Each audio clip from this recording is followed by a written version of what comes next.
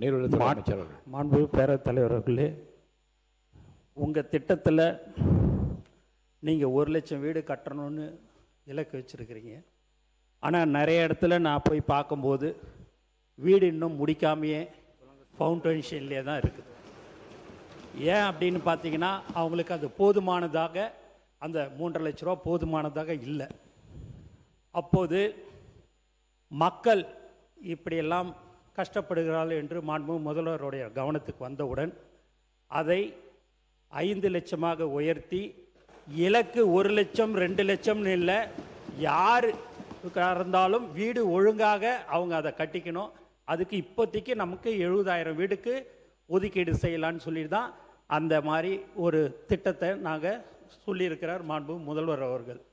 ஆகவே நீங்கள் பார்த்தீங்கன்னா, விழுப்புரத்தெல்லாம் நீங்கள் போய் பார்த்தீங்கன்னா, நான் நேரடியாகவே போய் பார்த்தேன்னே, உண்மையாகவே சொல்கிறேன், அப்படியே ஃபவுண்டேஷன்லேயே இருக்குது.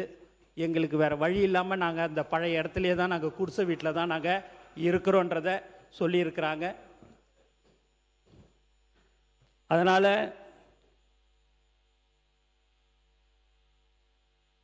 66,850 வீடுகளுக்கு மாவட்ட ஆட்சியர்களால் நிர்வாக அனுமதி வழங்கப்பட்டது. அதில் 35,126 வீடுகளுக்கு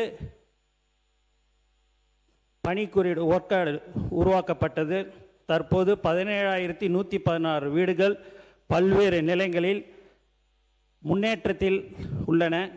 இந்த வீடுகளுக்கு கட்டுமானத்தில் நிலை அடிப்படையில் தொகை விடுவிக்கப்படும்.